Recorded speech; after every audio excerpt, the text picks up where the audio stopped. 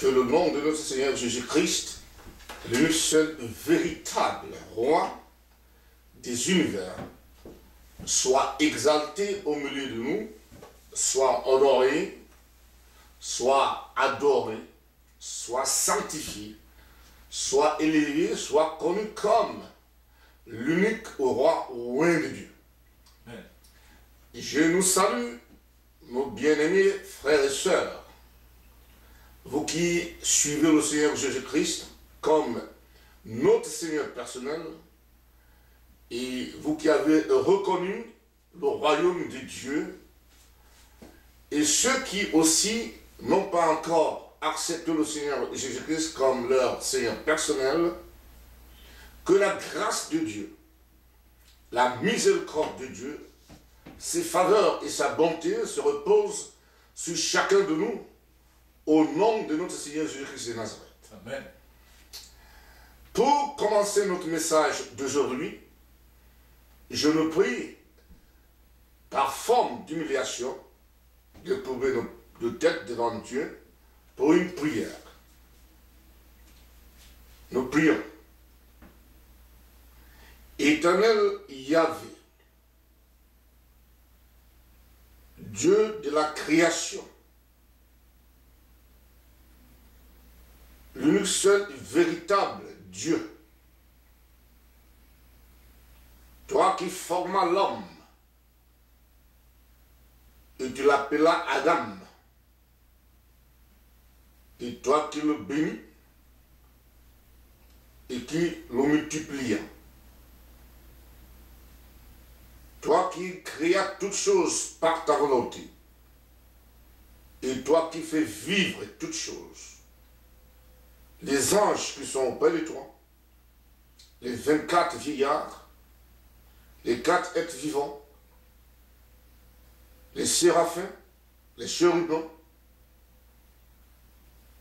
les créatures qui sont dans les univers que nous ne connaissons pas, les créatures qui sont sur la terre, dans les eaux, les hommes, les oiseaux, les animaux des arbres, et tout ce que nous ne pouvons pas citer.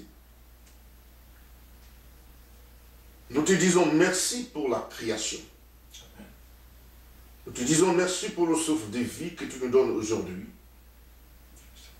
Nous te disons merci pour tous tes bienfaits que nous ne pouvons pas énumérer, auxquels nous ne pouvons pas penser, mais qui sont l'expression de ton amour envers nous, tes créatures, exprimant ainsi que nous existons seulement par ta volonté.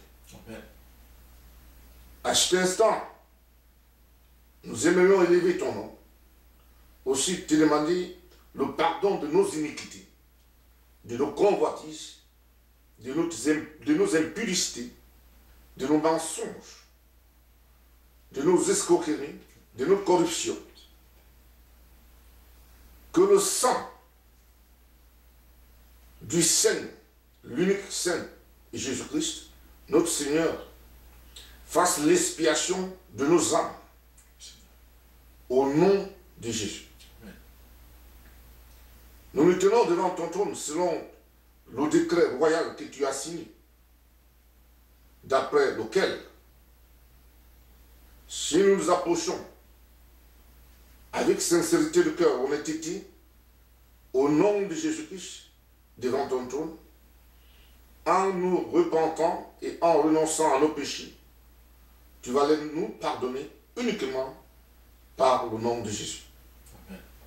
C'est en son nom, selon le décret royal, que nous nous trouvons en sécurité devant toi, Père, et que, en ton nom, nous sommes devenus, par ta volonté, tes enfants, héritiers de ton royaume, par la grâce de Jésus-Christ, que tu nous as accordé, en l'envoyant sur la terre, afin que quiconque croit en lui ne périsse point, mais qu'il ait la vie éternelle. Amen.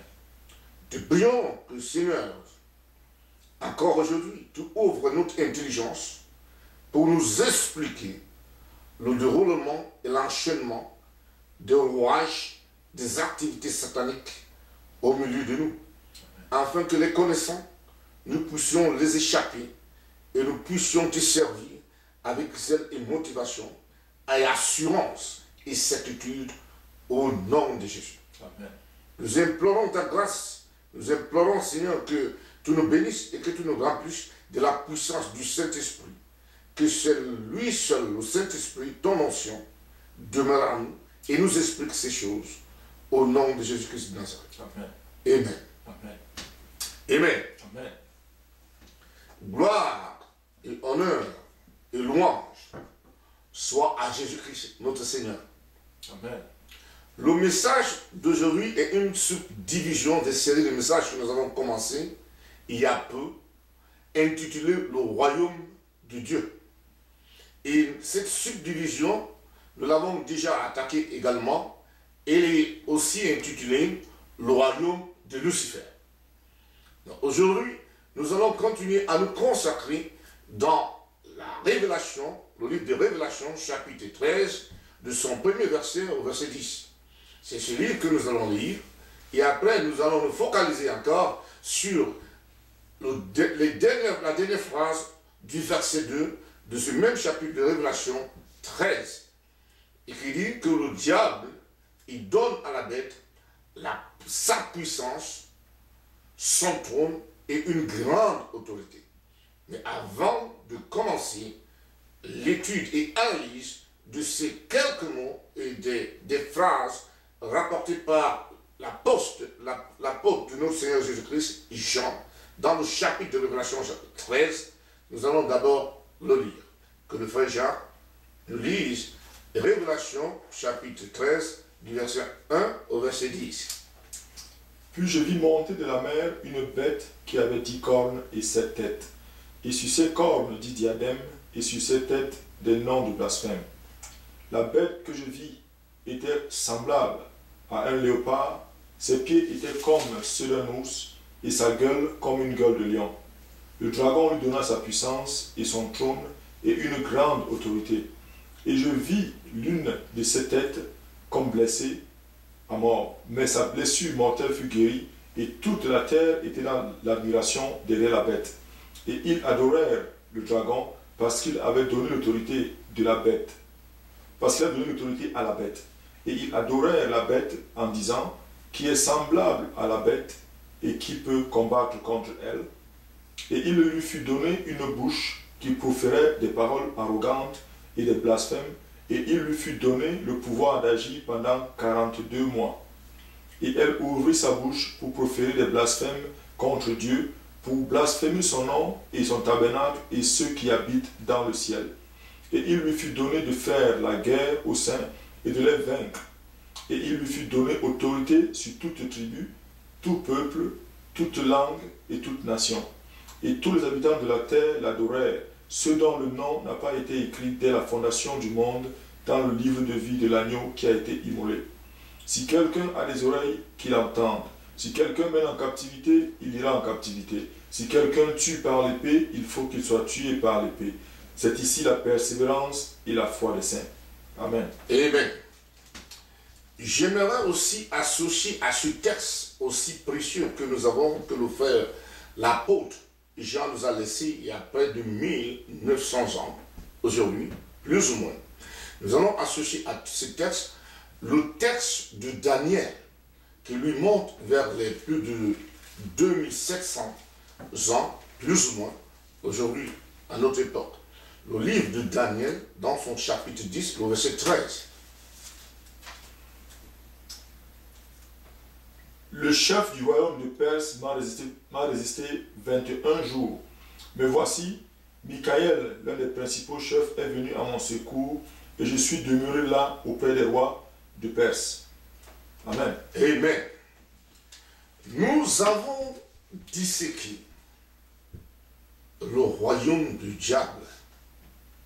Nous avons vu dans les derniers messages que ce royaume est articulé selon les zones géographiques, le bloc de l'Asie, le bloc de l'Europe, le bloc de l'Afrique, le bloc de l'Amérique, le bloc des Océanies, et que chacun de ces blocs est dirigé par un général. Et nous avons vu les subdivisions dans les précédentes séries de messages que nous avons déjà eus. Alors, ici dans le livre de Révélation chapitre 13, le diable organise le royaume de la terre. Et pour bien comprendre que c'est le diable qui est à l'origine de l'organisation du royaume de la terre, le livre de Daniel, dans son chapitre 10, le verset 13, nous fait aussi mention du royaume de Perse qui était gardé par des esprits mauvais.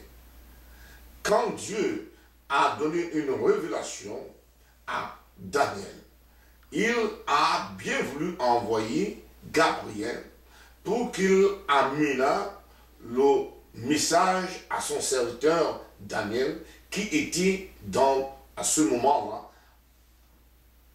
dans cette zone que nous appelons aujourd'hui l'Irak et l'Iran. Alors il était au service. Il était parmi les déportés israéliens à cette époque-là. Et pendant une longue prière, des jeûnes et des prières, Dieu lui donne donc une révélation. Et Gabriel partit du ciel pour rejoindre Daniel. Il a fait 21 jours parce que l'esprit